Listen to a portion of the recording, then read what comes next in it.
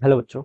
Let's read this question. So this question says a particle moves with a constant acceleration along a straight line starting from the rest.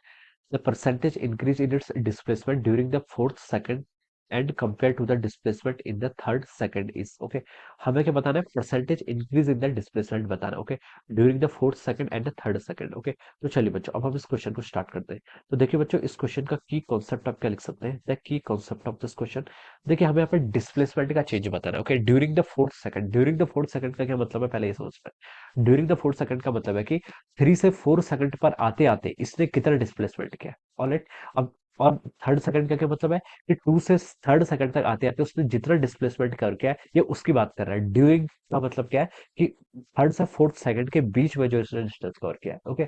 अगर ये लिखता है कि displacement till fourth second या फिर displacement till 4 second, तो आप बोल सकते थे कि 0 से लेकर 4 सेकंड तक जो आपका डिस्प्लेसमेंट है। लेकिन ड्यूरिंग लिखा है तो उसका मतलब 3 से 4 के बीच में बस रहा है ओके। तो देखिए बच्चों इस क्वेश्चन का की कॉन्सेप्ट आप डिस्प्लेसमेंट लिख लीजिए। क्या लिख लीजिए? Displacement okay. Displacement in nth second लिख लेते हैं। क्या लिख लेते हैं आप? nth सेकंड, किसी भी nth सेकंड में आपका जो डिस्प्लेसमेंट होता है हमें वो बताना है ओके। अब देखिए बच्चों डिस्प्लेसमेंट की देखिए इक्वेशन क्या होती है, हमें पता है कि एस इक्वल टू क्या होता है आपका UT plus half eighty square होता है okay. This is equation for the displacement alright. ये क्या आपकी डिस्प्लेसमेंट की इक्वेशन है ओके। अब देखिए बच्चों किसी भी टाइम टी पर अगर आप देखिए हमें किसी डिस्प्लेसमेंट nth सेकंड में निकालना है ओके, यानी कि nth सेकंड में देखिए आपका कितना डिस्प्लेसमेंट होगा, देखिए n-1 से लेकर n के बीच में आने पर इसने आपका जितना डिस्टेंस कवर किया होगा ओके, जितना आपका डिस्प्लेसमेंट होगा that is called displacement in nth second. उसे क्या बोलते हैं आपका? nth सेकंड का डिस्प्लेसमेंट बोलते हैं ओके। तो देखिए बच्चों मैं यहाँ पर क्या लिख सकता हूँ, देखिए अगर मैं देखिए यहाँ पर मुझे क्या फाइंड आउट करना है, किसी भी nth सेकंड में आपका कितना डिस्प्लेसमेंट हुआ होगा वो किसके इक्वल होगा, देखिए आप क्या कर लीजिए यहाँ पर देखिए डिस्प्लेसमेंट फाइंड आउट कर लीजिए किसमें, आपका n सेकंड में माइनस आपका n-1 सेकंड ओके। इनके बीच का जो डिस्टेंस होगा यानी कि Sn-1 से लेकर Sn तक आने के बीच में जितना भी उसने डिस्प्लेसमेंट कवर किया होगा उसे क्या बोलते हैं आपका displacement in the nth second okay. तो देखिए यहाँ पर आप t की जगह यहाँ पर n पुट कर लीजिए, एक बार t की जगह n-1 पुट कर लीजिए। फिर देखिए जो आपका एक्सप्रेशन आएगा ओके, ये बहुत ही स्टैंडर्ड एक्सप्रेशन है। इसको हम लिखते हैं देखिए u plus A by two times 2n-1 okay. ये एक्सप्रेशन आपको याद ही होना चाहिए okay. So this is the displacement in nth second okay. इस फॉर्मूले से हम क्या करते हैं उसको फाइंड आउट करते हैं ओके। और कैसे आएगा ये भी मैंने आपको बता दिया ओके। एक बार n पुट करना है, एक बार n-1, फिर उसको सब्ट्रैक्ट कर लेना, आपका ये फॉर्मूला ऐसा आ जाएगा ओके।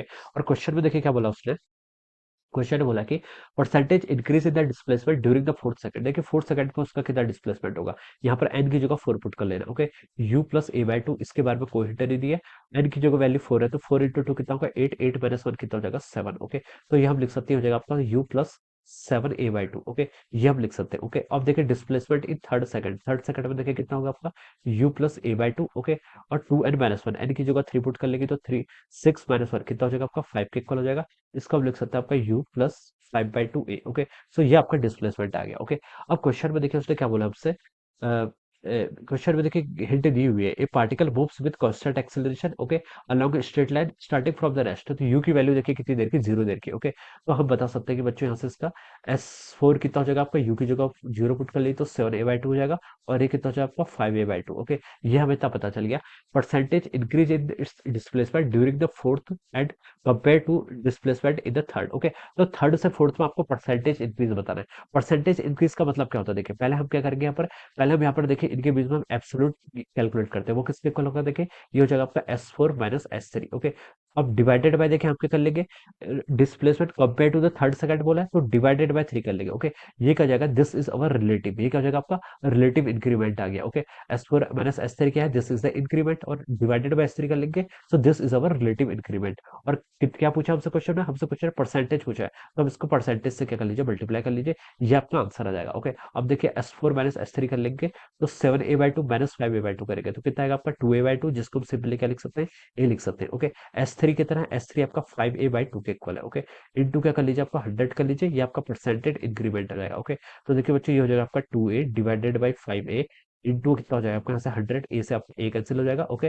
और 200/5 कितना हो जाता है आपका 40। तो आप बता सकते हैं 40% क्या हुआ है आपका इंक्रीमेंट हुआ है ओके। तो आप बता सकते हैं कि जो इसका करेक्ट आंसर होगा वो कितना होगा 40 alright.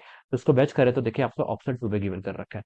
So we can say that option 2 will be the correct answer of this question. Option 2 क्या होगा, इसका ऐसा करेक्ट आंसर हो जाएगा alright. So I hope you all understood this concept. All the best and thank you so